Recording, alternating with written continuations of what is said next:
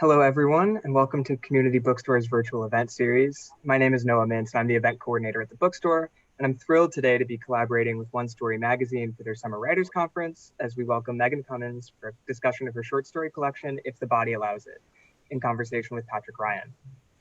While the pandemic has taken a toll on all of our lives, the events like you're about to see here have become bright spots for us. And I want to give a very special thank you to our guests for joining us this evening and to all of you at home for being here. To some housekeeping, you should be able to see and hear our presenters, but they cannot see or hear you. So if you have any questions, please click on the Q&A button at the bottom of your screen to submit them. We'll be asking those at the end of the program, so please don't be shy. There's also a chat button through which I'll be posting a link to buy tonight's book, very important. One caveat for tonight's event is that we're all at the mercy of our home internet connections and server loads, so please do bear with any technical issues that might arise. We'll try to resolve them as soon as possible. And we've scheduled a whole host of summer programming for you, so do head over to our website and sign up for our newsletter to stay up to date. That's communitybookstore.net.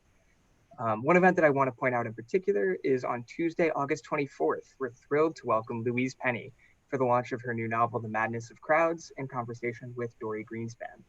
That program is up on our website now and taking registrations. And finally, we have enabled Zoom's auto-transcribe setting. So if your version of Zoom is up to date, please, you can hit the live transcription button at the bottom of your screen to enable closed captions. And now a little about tonight's guests, and we'll get started. Megan Cummins is a writer and editor living in Brooklyn. She's a graduate of the University of Michigan, UC Davis, and Rutgers Newark. And her work has appeared in A Public Space, Guernica, One Teen Story, Ninth Letter, Okey Panky, and elsewhere. Her debut story collection, If the Body Allows It, was awarded the 2019 Prairie Schooner Prize in Fiction and longlisted for the Penn/Robert W. Bingham Prize for the debut short story collection. She's the managing editor of A Public Space and serves on the governing board of the Bare Life Review. And Patrick Ryan is the author of the acclaimed short story collection, The Dream Life of Astronauts, named one of the best books of the year by the St. Louis Times-Dispatch, LitHub, Refinery 29, and Electric Literature, and Send Me, a finalist for the Center for Fiction's first novel prize. He's also the author of 3 novels for young adults, and his work has been anthologized in the Best American Short Stories, and he's received fellowships from MacDowell and the National Endowment for the Arts. He lives in New York City and is the editor-in-chief of One Story. So without any further ado, I'll hand it off to you, Patrick and Megan. Thank you both so much. Thank you. Thanks, Noah. Thanks everybody for being here with us. I am extremely excited to be talking live. What is live? Live. We're not pre-recorded with an author who I really admire. And I've got to say, one of the things I'm really excited about is you and I have never had a conversation before about your book. And we've never had a live conversation about the story that we worked on together for the magazine. So just a little tiny bit of background. I first became familiar with Megan's writing when she submitted to One Teen Story, which is a spin-off of One Story. And to put it into, just to clarify a little bit, One Teen Story used to be a magazine of young adult writing written by grown-ups writing young adult fiction. It is now contest-based and is now entirely, the content is entirely generated by teens, actual teens, and we publish 3 issues a year, and they really are kids. And let me just tell you parenthetically, it's a real kick, a real thrill to edit teenagers who've never been edited before, because they say things like, when I put an edit in the margin and it says, can you say some more here about what the mom's character is saying? And the teen writes back, sure, I could do that. I look at the so then I give them the second round of edits, which says, could you do it now? So it was much more fun and expedient actually to work with Megan. And this is a copy of the story. It was called Aerosol, and it's one of my favorites. And it is included in Megan's book, and this is what the cover looks like. And this is a book I encourage everybody to get a copy of. I love this book. It's got some of the best short stories in it that I've read in a long time. It's got one of my favorite last sentences of any book I've read in a long time. I adore it. So the The work that Megan is going to be reading from, I believe, is actually from Aerosol tonight, which is, so it's from the book and it's from the story that we published, right? Yes, yeah, that's right. So I'm going to hand it over to you and we're going to sit back and enjoy the reading for a bit. Thank you so much, Patrick. That was such a lovely introduction. And thank you, Community Bookstore and Noah. I knew immediately that I wanted to read from Aerosol, the story I worked on with Patrick, which I felt like was a real turning point in sort of my path as a writer, having a story. I'd had maybe a couple publications before, but one teen story was I started submitting to when I realized I wanted to write YA fiction, and it was one of those publications that it was like my dream to get into, and I'm so glad I did. So I'm going to read from the story Aerosol from my collection, if the body allows it. Aerosol. I built a fire in the backyard using lint from the dryer as kindling. It curled up and disappeared almost instantly, but after I added enough of it, the twigs caught and the flame committed itself to eating the logs. Everything was bright and contained in the pit I'd made, out of cinder blocks, which I dragged from the neighbor's backyard where a pile of construction garbage sat from their stalled addition. Money problems, I guess. We had them too. My sister, Sarah, was supposed to be staying with me that week. She went to school in Ann Arbor, but it was her spring break now and she had some time off. Spending the week bonding with Sarah was the deal I made with my mom, who'd gone to Florida with her boyfriend and had wanted me to go too. They were sailing on his boat. They'd started in Daytona Beach and were winding all the way around the southern tip, then up the Gulf Coast to Sarasota. Hours and hours of sitting on a boat as the hull slapped the water repeatedly. I'd Google Earthed the route, zoomed in so I could see the Gulf Coast sand beneath the blue glass of shallow water. It looked pretty, but Ken hated me and would probably toss me overboard mid-voyage. I'd rather die, I said to my mom, which had started another fight, of course. She did that thing where she pushed her fingers into her temples to let me know that I was giving her a headache. She was angry, but also tired, and her thin lips trembled, and I wondered what she really wanted to say. We didn't speak much the day before she left. She explained the numbers on the fridge, reminded me that it was really important that I answer the phone when the realtor called because she might want to set up a showing, told me again how to thaw a chicken breast, that sort of thing. We hugged goodbye. Her shoulder blades were two sharp stones in my hands. I didn't get her, and she didn't get me. So, I said, when Sarah and I were sprawled on the couch watching The Daily Show on Thursday night, what are you going to do all next week while I'm at school? Well, actually, she said, as long as you're okay here, I was thinking of staying at Chris's apartment. I can stop home a few times if you want. Sure. I'd already driven my mom's car to the store to buy deli turkey and cheese and a jar of pickles. I didn't want to touch raw chicken. I'm a survivor, I said. She laughed at me. So that was how I ended up alone. I built the fire because it seemed fun, and because I was entering a time in my life when I would have to fend for myself, and because I was working on a novel in which the heroine will probably need to build a fire at some point.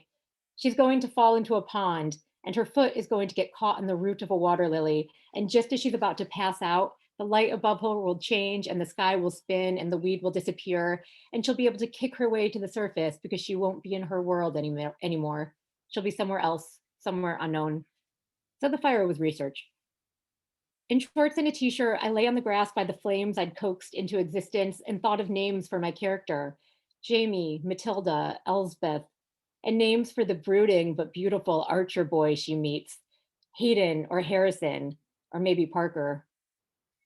Imagine just how strange the world will feel when Jamie emerges from the pond, the sky above her, not the blue she's used to, but violet with black clouds.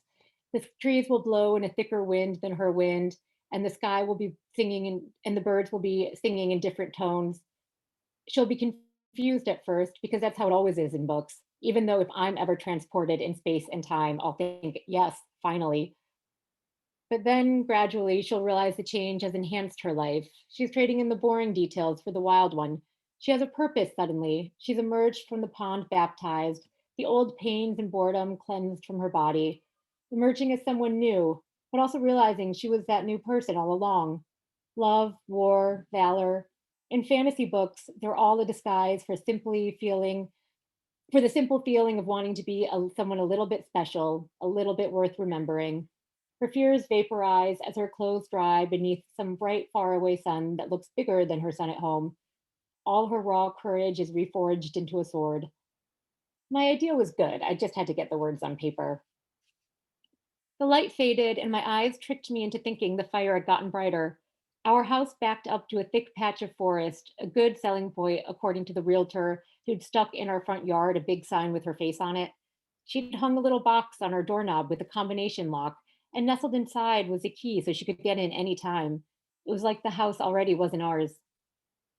Overhead, a hawk swooped gracefully into its nest. The stars popped out one at a time, like giant fiery mosquitoes. If I stared long enough without blinking, they began to vibrate. It was peaceful. I would miss this house. I didn't know where we'd go when it sold, probably with Ken, who rented an apartment here in Michigan, but had his boat docked in Florida. I felt the pain piercing my thigh before I heard the pop of exploding metal and a hiss of air released. I didn't scream, but all my breath rushed out of me. I could almost see it, the way you see air get sucked out of astronauts' mouths in movies when they go out in space without their suits. A rusty aerosol can tucked into one of the cinder blocks. I hadn't noticed it before, but the heat from the fire had made it explode. I froze as I looked down at my thigh, at the shard of metal as wide as my big toe, embedded 2 inches deep in my flesh. I didn't breathe, not until I couldn't stand it anymore. My mom met Ken in AA, where she'd met all of her boyfriends, including my dad 20 years before.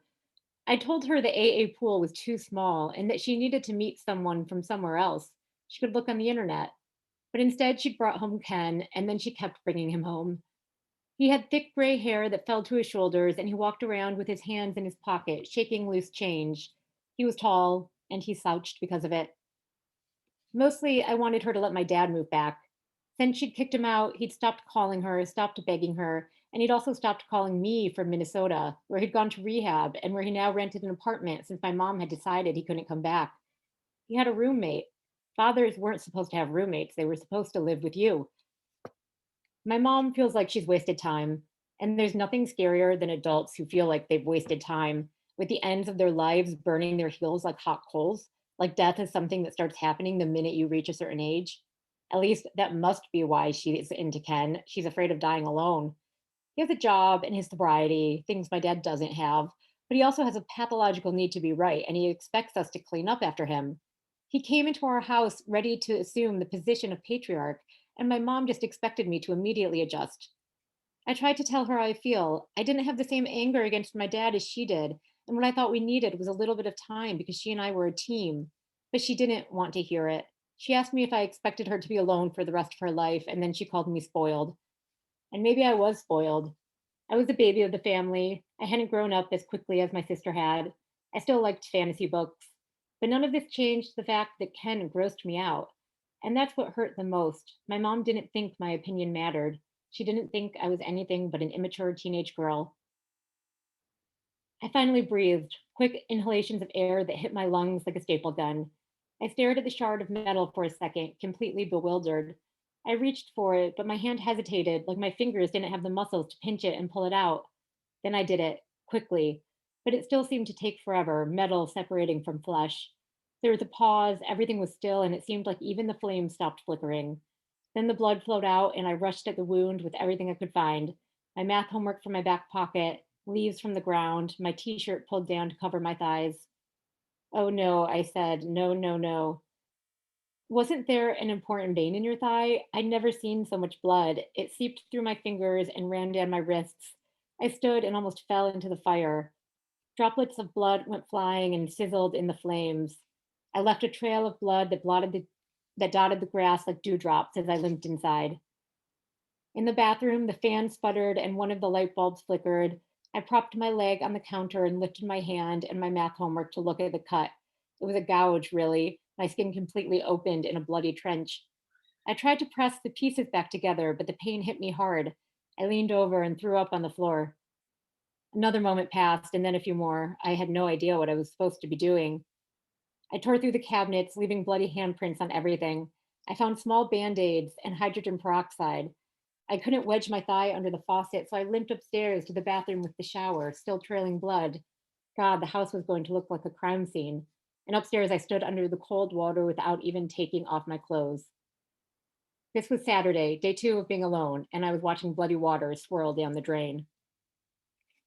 2 questions I have about the fantasy novel. Why does the character get transported from her home in the first place? And does she ever come back?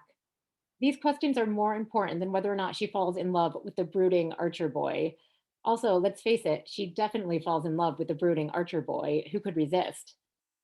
There will be a section where she gets wounded because she'll take naturally to a bow and arrow and join the army against the Dark Lord. She might get separated from her company, stumble into a forest, delirious, with beasts roaming among the trees and their yellow eyes gleaming hungrily. But she'll mix a solve. She'll use her wits because girls in fantasy novels always have hidden talents. When I was out of the shower, I poured the hydrogen peroxide over the cut and watched it fizz as it cleaned the wound. The bleeding had slowed a little. I wrapped half a roll of paper towels around my leg and taped them with masking tape. I needed stitches. I needed wound evaluation. I should call Sarah and have her take me to the hospital. But our insurance had been my dad's insurance, and we'd lost it when he'd gotten fired. An ER bill would cost thousands of dollars. I didn't know how much my mom had in the bank. I had $300 saved from babysitting gigs. More than anything, I didn't want to have to ask Ken to pay. He'd demand a repayment plan from me. He'd take credit for saving my life. The morning, I thought, I'll see how it is in the morning. I was very tired and I felt very woozy. And so I limped to my bedroom and wrapped myself up in a burrito with my blankets and fell into a really deep sleep. There was this one time a few months ago when Ken and my mom were fighting. It was about my father. Ken didn't think my mom was being aggressive enough with him, and he was threatening to answer the phone himself the next time my dad called. Maybe it was the thought of Ken trying to intimidate my dad, who was weak right now and drug addled and desperate to have his family back. It made me sick. Ken and my mom were fighting in the kitchen, and when I couldn't take it anymore, I burst in and told him to stop yelling at her. I told him he better not dare talk to my father. Your mom and I are trying to have a conversation, Ken said. I raised my palms up. So what? Ken only needed to take one step to close most of the gap between us, like he was using his size to intimidate me. I turned to my mom and said, God, can this guy just please leave us alone for 2 seconds? Ken took another step. He glanced at my mom, then at me. When are you going to learn to respect people's privacy? He was close enough that his spittle landed on my cheeks. His breath smelled like coffee. My mom was saying, whoa, whoa, step back. But it was too late. She'd brought him into my house, and for the first time ever, I felt unsafe there. It was a nightmare what happened next. Three-way screaming. Everyone was red in the face. My mom was crying. I stormed upstairs because I'd be damned if I was going to let Ken see me cry. Monday, I had to go to school. I packed the hydrogen peroxide and extra paper towels for midday wound cleaning.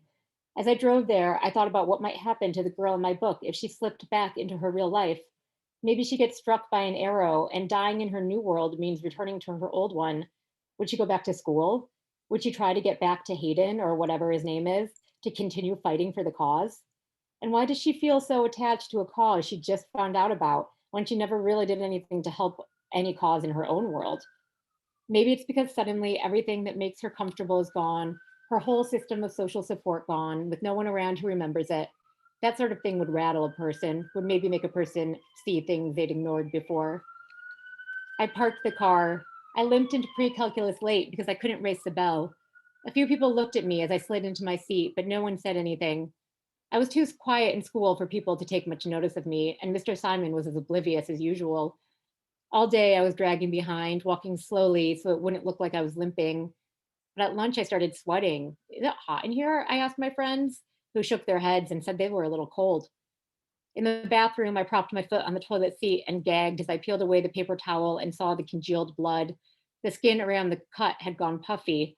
I could feel my pulse beating in the wound. More hydrogen peroxide, more paper towels. On the way home, I decided I would get proper bandages.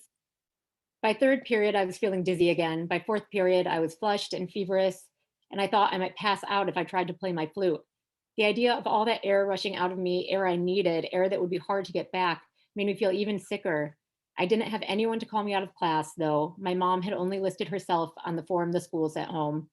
So I stood by the front entrance for a second, considering. The parking lot monitor had parked his car at the curb and was chatting with the ladies in the main office.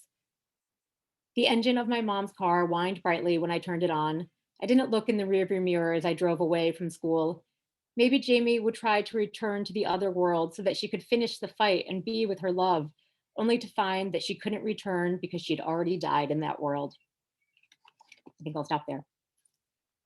Thank you.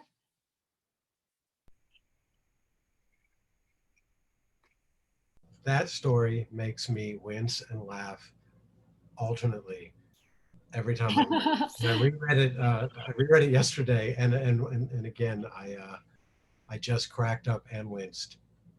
I'm so glad. I could never hope for more from a reader. So thank you so much. Well, when a teenager who has put this piece of metal into her thigh and then says, "Wasn't there an important vein in your thigh?" I think this blood come out. That's really, really funny and horrific. So, can you tell us a little about the structure of the book? And usually, I find when I attend these things or do the events and talk to authors about books that I've read, I'm asking a question that I sort of know the answer to because I read the book, but people who haven't read the book might not know. This is a case where I read the book and I loved it, and I really have these questions. What came first? Did one of the ideas for a story for this book come first, or did the structure of this? And tell us how you decided to structure it. Yeah, thank you. It's a great question. It's something that I've really enjoyed talking about, after I published the book. So I did an MFA at Rutgers Newark in 2015, and I left the program like I didn't have a book. Some people, if they do a program, they leave with a book, a collection or a novel, and they're sort of ready to go from there. That wasn't the case for me, which was totally fine. I just, I needed more time. But I had a couple of stories, and as I was writing them, I sort of knew that they belonged in the same book, but I knew something was missing. And I ended up writing this one story that was very short that ended up being, it's what is now the first story in the book. And I wrote that actually from a prompt that a teacher gave me. It was at a conference, sort of, similar to the one story conference we're all at now. It was a Bear River Writers Conference. And the prompt was, spend 5 minutes writing about a lie you've either told or been told. Spend 5 minutes writing about a weather event or some other sort of external event, kind of catastrophic that is outside of your control. And then spend 5 minutes weaving them together. And that's sort of the start of a poem or a story or something. And I wrote the first story in the book based on that prompt. And the character was, it was a first person narrator, sort of a woman in her 30s living in Newark, New Jersey, which was what I was doing at the same time. I was around that age living in Newark. And it became clear to me that this character had more to say, and not just because, in some ways she was, influenced by biography. And so, but I was just interested in sort of this character as me, but not me. So it wasn't just that I wanted to sort of write autofiction to include in this book. I wanted to kind of twist it. I wanted to kind of treat it a little bit irreverently, like with some humor, but also with seriousness. So I ended up deciding to write a handful of more stories from her point of view. And at that point, I hadn't really thought about the structure of the book, but I was writing Aerosol and some other stories at the same time that were not part of this character. But I think I just came to a point where I realized I wanted to group these stories, these different stories I was writing, along with one of the stories from the point of view of this recurring narrator, whose name is Marie. And I realized that as I was working on them and developing the rest of the book, that these other stories had become Marie's stories. And this is a complete, it's a complete construct, of course, because I wrote every story in the book, but I started to imagine that actually she had written these stories. And it was so freeing to sort of like give these stories away to someone else, and It was me already, it was me doing the work, unfortunately. Like, I mean, not unfortunately, but like, You could blame all the shortcomings on right, exactly, right. But I realized it was part of what I wanted to explore about what does it mean to write about your biography, but to twist it? Like, what does it mean to be a writer who's writing about writing? And like, how do those steps of removal change how I was working on the stories? And I ended up feeling like I could look at them more expansively when I began to think of them as part of the book that had this, rather meta construct on it. And I, yeah, it's 6 parts, and so there are 6 stories from the point of view of Marie, and then each of the last section is just one of her stories, and that's the last story in the book. But the other 5 sections each then have two other stories that are not from her point of view.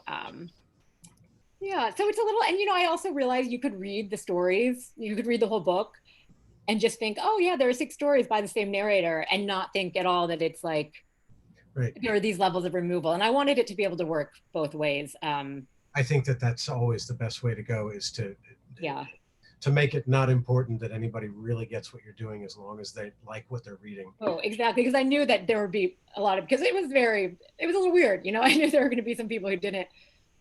I don't know the book like that. Yeah. I don't know actually this. And I read this great quote in an interview, not an interview, but a little essay that Laura Spence Ash wrote about the book, that was published on Craft. And for anybody in the audience who doesn't know of Craft is craftliterary.com, which is this wonderful website that publishes new content and does some reprints and does little pieces on the craft of fiction. It's, if you're a writer and a reader, it's just like going into a candy shop. It's fantastic, and it's got this wonderful archive of all of the things. And she said that there was a wonderful predictability to the structure of the book for her. And I thought that was really interesting, because for me, it was a wonderful unpredictability. But I guess she was talking about being able to sort of learn how to read the book as you're reading it. Yeah. So that you could lean into your own reading experience, maybe. Yeah. I mean, I think that's, I love that comparison. And I'm so grateful to Laura for having written that essay. And I felt so grateful that she connected with the structure and with the book in that way. It was, what sort of I was hoping to do with that structure was, just as sort of I was exploring how to write a book structured this way as I was writing it and as I was revising it, I wanted the reader to feel like each new story from the point of view of Marie sort of put the rest of the book in a different relief, even if only a little bit, so like whether you're looking ahead or looking back, when you get that new sort of information about this writer character, you begin to think about what you just read a little differently, and you begin to think about how you will read a little differently. Yes. Sort of in that way that the experience that I had reading George Saunders' last book, where, I mean, that was nonfiction, but I started reading these Russian stories thinking about the section that was going to be after the story, where he was going to talk about what I should have noticed when I read it. And I had that kind of experience when I was reading your book, where I started to think, why is Marie is the one character that we're getting to know. Yeah. Marie and her group of characters, the people she dates and her friends. But I just started thinking, well, why did Marie write this story? I wonder, like, it was a wonderful kind of almost like a breadcrumbs along the way. Made it really fun. Did you rethink the structure at all? Second guess yourself? Did you start it one way and decide, no, this is not going to work? Or did you go through all of this with crushing doubts, but then just finish anyway? It was always going to be like this? Oh, absolutely, to the crushing doubt part. But no, it's I did try a couple different iterations of it. And at first, I actually just had 3 stories from Marie and had them sort of like beginning, middle, end. But I didn't like the way I felt like it was either I felt like it was either I needed to go scale back or kind of go all the way. And so I ended up writing a couple more, and then spent a lot of time. Dear friend Lena Valencia, managing editor of One Story, and my friend Sarah Blakely Cartwright, who's an associate editor at a public space, helped me, talk to me through, I sort of talked through some of the what I was thinking, some of the organization and how to organize the other stories around those stories from Marie.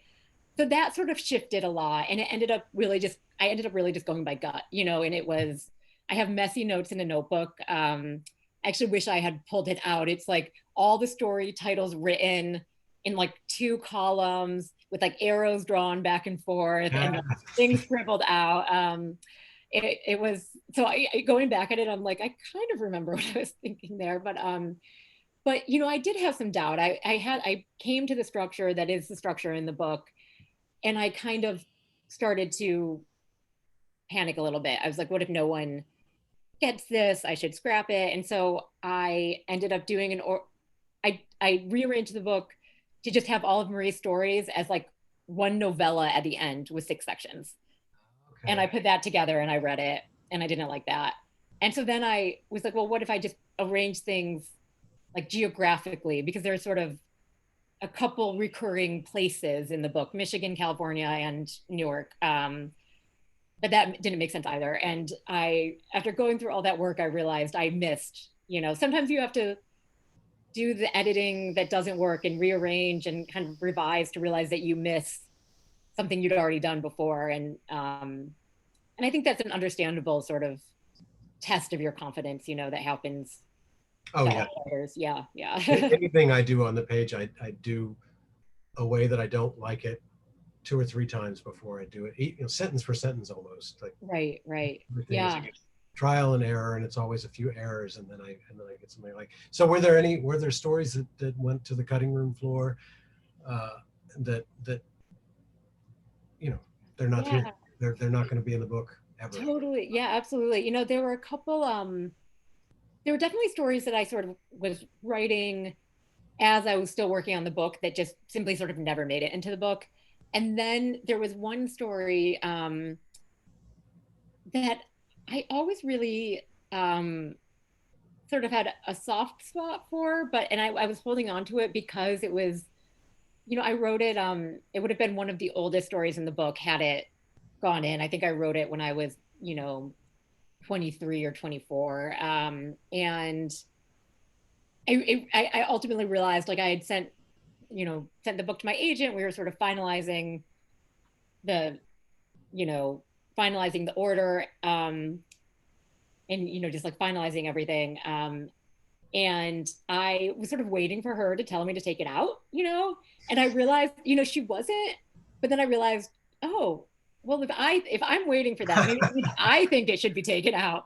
And so I emailed and I was like, what if we take out this one? And she was like, yeah, I think you're right, and also, not to mention, it was like the one loose sort of story hanging on that didn't fit in the like two like structure of that I had set up. So yeah, it was time for that one to go. I think I was holding on to it for sentimental reasons, but it ended up on the cutting room floor.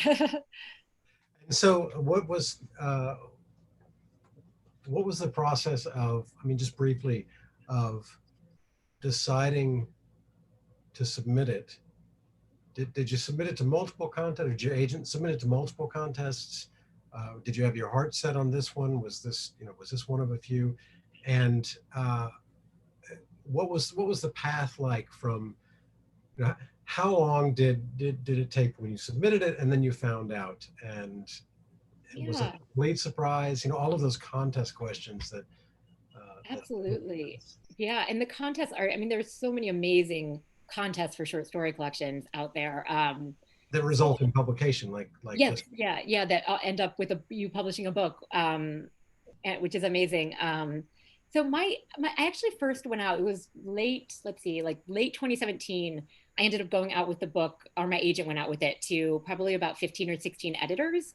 And it came back returned from everywhere. So that we went out on one round and it didn't get picked up. And so I didn't really work on it for a while. I kind of put it aside. I was working on my novel.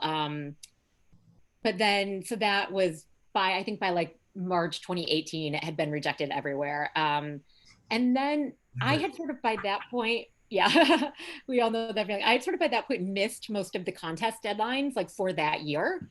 And so I thought, you know what, I'll just wait until January when these contests open up. So I submitted to Prairie Schooner, the Drew Hines Prize, the Flannery O'Connor Prize, and the Mary McCarthy Prize, which are sort of the four big of the big ones. I know there were others out there too, but those, at least for me, those were the ones that I knew about. I loved books that they'd published before. And so I was like, let's start here, and we'll see if one of these, sort of bites. So I was, it got, rejected from a couple of those. And then I think Prairie Schooner has a pretty long reading period. And I think they have a pretty long open submission period. And I submitted it pretty early.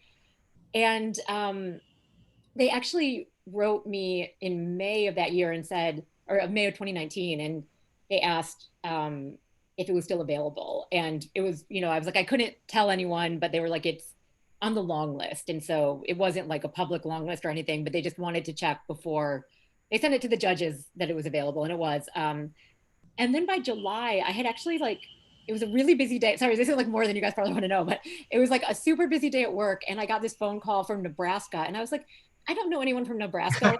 I was like, I will call them back. Or I was like, it's probably a telemarketer or whatever. And then I was like, wait, why did they leave a message? And it was Kwame Dawes, the editor of Prairie Schooner, saying the book had won. It was a complete surprise. Even though they had wrote me to ask about the long list, it was still a complete surprise. I was like, oh my God. Like, I think I'd just gotten it had been such a long road with that book, that I was just like, I was used to being very patient and just sort of not really expecting any updates. Like when my agent first went out with the manuscript, I was like checking my email every 5 seconds, but I had learned patience in that time. So it's excruciating to do. Yes.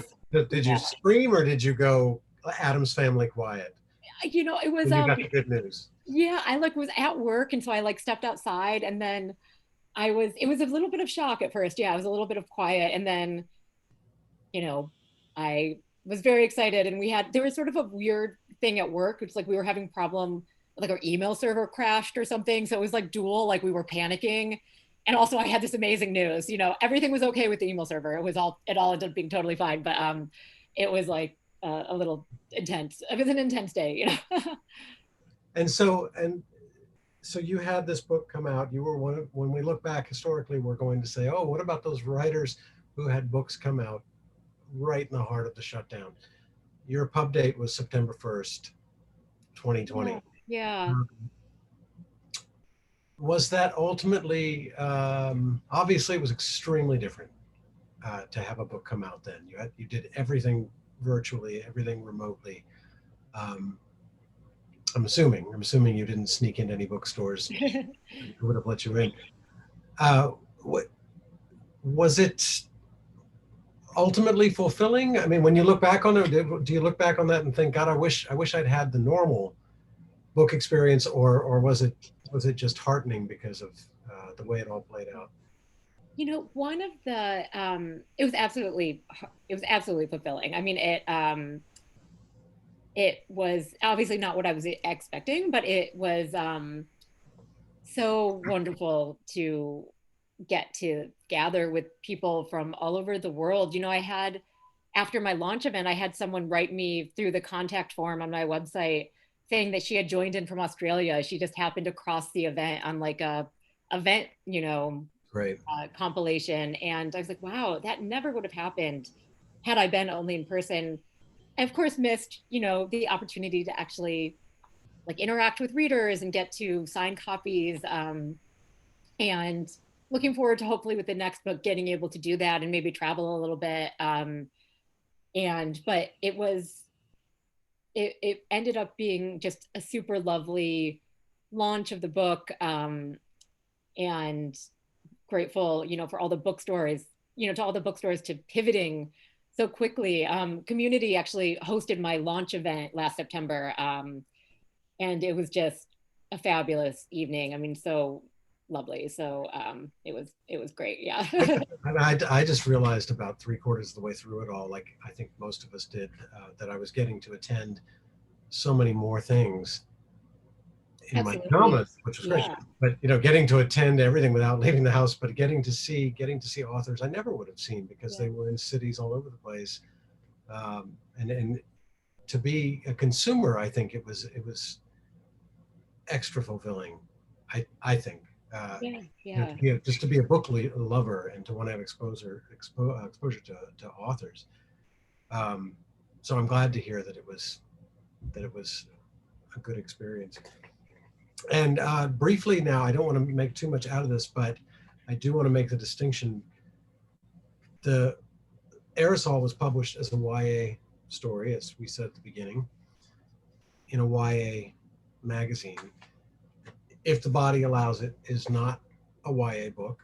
It's a grown-up book or adult book, Yeah. adult fiction.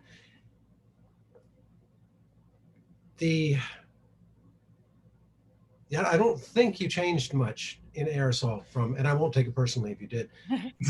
All those edits, I got rid of those. But I mean, I think that they're pretty much the same, right? The text. Yeah, they are pretty much exactly the same. Maybe like a few tweaks here and there, but yeah, yeah.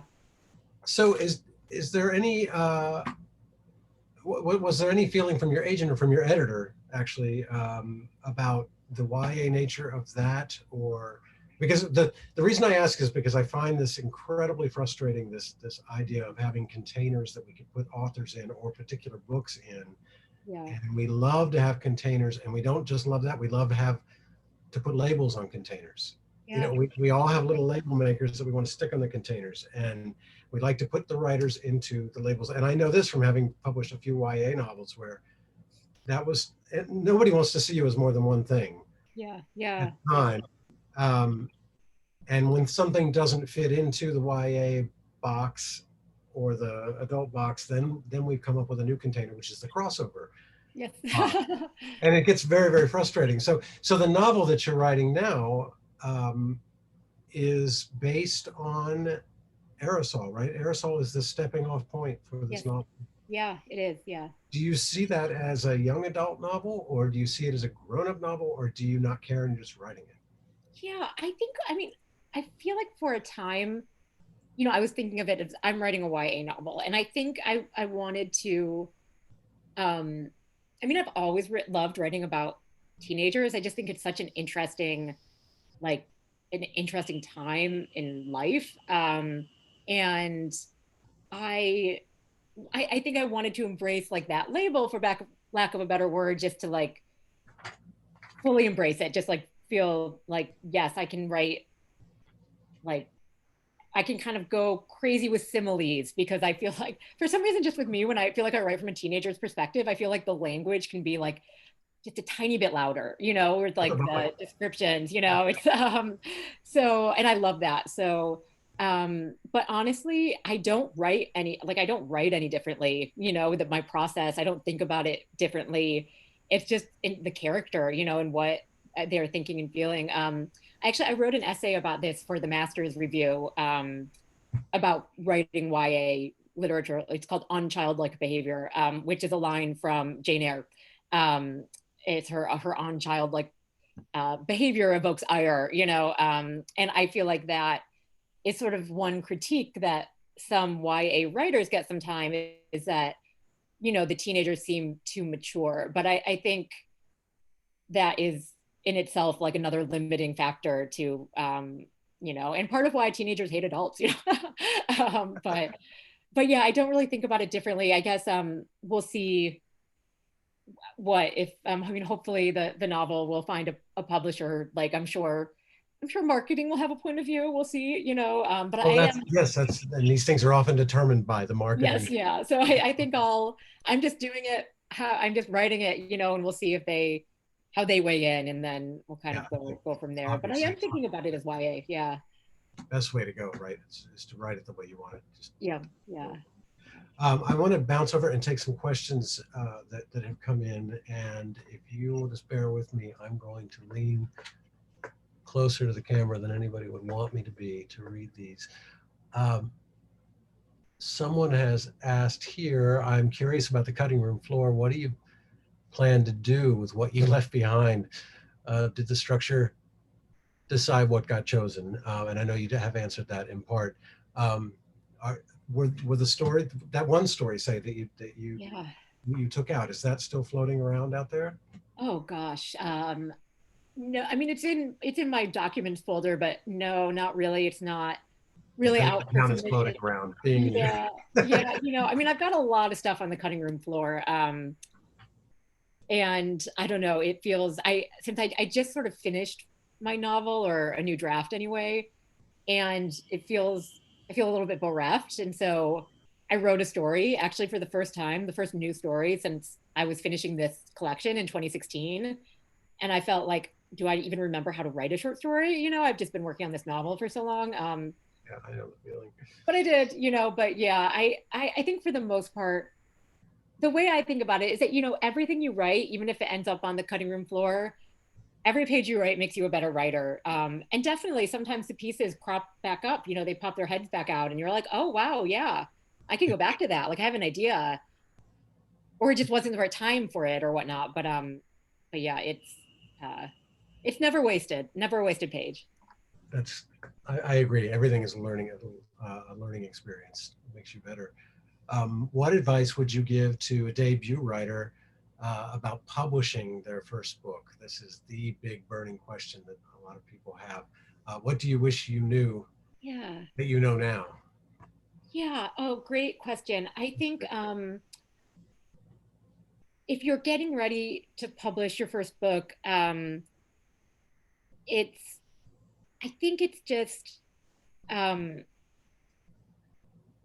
important. I don't know. This might not make the most sense, but like there will also always be another book.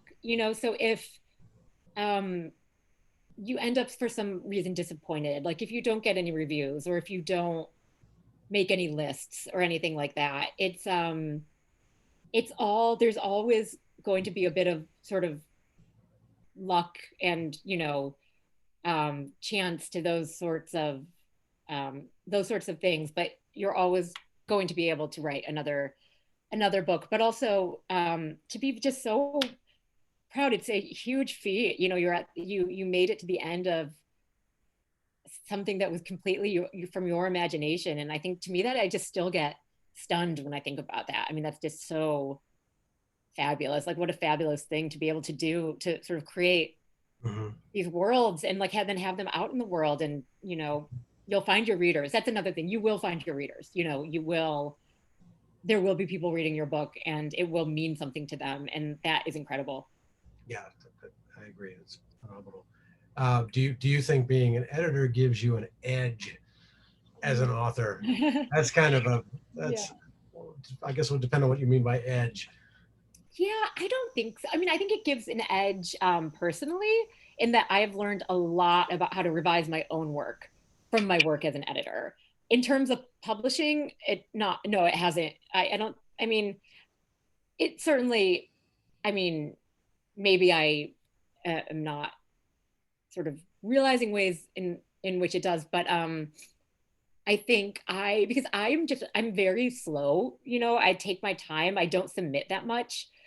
I haven't submitted a story in years, except for the collection. So and the story contest was a blind manuscript process, so they didn't know anything about me. But it's definitely given me an edge in terms of learning how to revise my own work. And what advice would you have for an author who is facing a lot of rejection? Yeah, yeah. I mean, I think it's okay to embrace the disappointment. I think it's okay to feel a little bit sad about it for a little while. I definitely did, when it came back rejected from all the houses. There was one that was really, really close too. So that one I sort of felt sad about that, but there's always going to be sort of another chance to either submit it somewhere else or step away from it for a little while and come back in a year. It's I think like writing moves at a glacial pace. Sometimes it can feel that way. Mm. um but just in your own time. And one thing that I'm so grateful that I have come to accept is sort of not taking my time with things and sort of not being in a rush and trying not to sort of measure up, try to measure up to like measure myself against, what books are getting the hottest press, or the most attention, and just thinking about my writing just in terms of my writing. Yeah. I mean, I know I will probably, I'll probably always have a day job too. And I like being an editor. So that helps with accepting that, so. Yeah. Yeah. Very good. Um, what do you find different about the process of, and this is not my question, this is a question of one of our attendees, the process of working on a novel as opposed to writing a short story? I have had my own experience with this, and it's actually in some ways apples and oranges, I find. But do you find the same process or not? I think once I like get writing, it's in unit, if you're thinking about it in unit of paragraphs, I find it to be a similar process. But if you're thinking, I found, I always felt like with a story, I could sort of plan 2 steps ahead. I often, like with a story, I kind of start like with an image or a small idea or a character, or maybe like kind of a plot point. And I would just kind of like write around or let that idea, whatever it was, kind of propel me forward a little bit, planning maybe like 2 steps ahead. Those steps could be plot points, sort of 2 scenes or something like that.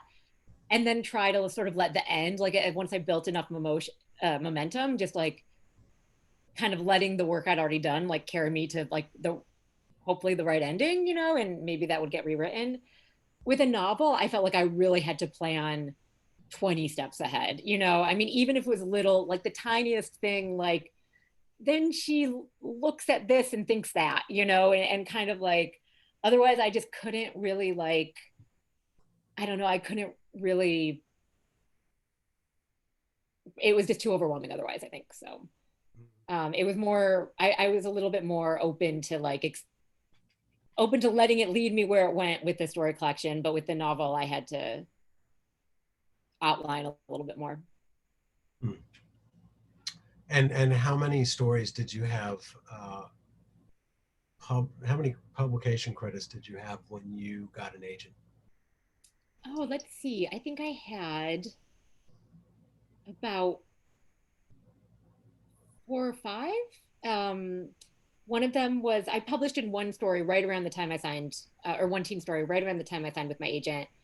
I had a story in a public space, and then maybe about 3 stories online, 2 or 3 stories online. So not many. Yeah, not many. Good. Yeah. I think it's very helpful for everyone to know that it's often not a matter of, I find, yeah, agents just want to be moved by the work, yeah, as opposed to seeing a list of publishing credits. oh, absolutely. I'm just leaning in for one more question here. Were there other publications in addition to one story I'm just going to say this is a compliment to our organization. It's not my question. So were there other publications in addition to one story where you experienced helpful editing process? Yes. See, if that were my question, that would be kind of obnoxious, but it's not. No, absolutely. I mean, well, the editing process with you, Patrick, was just incredible. I mean, it was such a, I mean, it helped that you really, I mean, I could tell that you loved the story, as much as I did. And so I felt completely like in such good hands. Like I trusted the edits and trusted the conversation we were having. I had an amazing editing experience at a public space where I worked with Iyun Lee, and this was before I worked there as an editor. It was in 2013. I think, yes, 2013. I published my first print publication there with a public space, and we went back and forth on several edits together on the story in the book called We Are Holding Our Own. And it was a really intense editing process, and my first really editing process at all. And was only a couple years out of, my master's program, and it was really, really intense. Yeah, and I learned a lot from it. And then it was kind of a serendipitous thing to have happened, because that connection later on of having published a story there, I saw they were looking for a volunteer reader, and I volunteered. And then that over the years, I sort of moved up and started taking on more responsibility there, and led to the role I'm in now at a public space. And as anybody knows who is familiar with the way literary magazines work, there are all these people who work on literary magazines. It's usually a very small staff. The managing editor, you're the managing editor of Public Space. Lena Valencia is the managing editor of One Story. The managing editor is that stone. What do you call that? The lynch stone? The lynch, that holds everything else in place that has to be there. It's an amazingly massive job. So hats off. Yeah. Hats off to you. Somebody wants to know, this will be our second to last question. This is a very short question. Did you ever have a similar wound to the wound that Marie experienced? That could be a yes or no question. You don't have to give us any glory details. Oh, that's so funny. I saw that question. No, I didn't. But I did. This was when I was in high school. My friends and I went to this abandoned hose factory. They used to make hose piping in this factory. And we this was really stupid, but we made like a bonfire, and there was an aerosol can tucked in that did explode, but no one got hurt, thankfully. So that part was, it's sort of like I remembered that over the years, and just sort of like, oh, cringed. And I was like, what if someone had gotten hurt? I mean, we were together, we were like, I think we would have gone to the hospital, we wouldn't have ignored it the way the character does in the story, but wrapped paper towels around the wound and tape, and then gone to school. Yep, exactly, right, because the right thing to do, I'm kidding, that's not the right thing to do. And then one last question, and then we're going to run out of time, but this is a question that I wanted to ask myself. Are there any more stories, do you think, down the road about Marie, about this character who obviously you felt compelled to explore enough that she provides the framework, and she's the author of these stories, so to speak. Yeah. Is there more Marie in your future and in ours? That's a good question. And someone asked me this a couple months ago, and I didn't know what to say. And the more I've thought about it, I think maybe, but not for a while. I think I would love to sort of let her be for a while, like leave her in peace, and I was thinking in maybe 10 years returning and trying to giving it a lot of time, returning and seeing what she's been up to, because a lot, all of her stories, you sort of touched on this, Patrick, that her stories are not really about much. It's sort of it's like these moments really that are in a way a little anticlimactic, and I wanted it to be that way. I wanted it to be, it's just really get to know her. Mm-hmm. And so I'd be curious, in 10 years, what is she doing? What does her life look like? I think I'll go back to it then.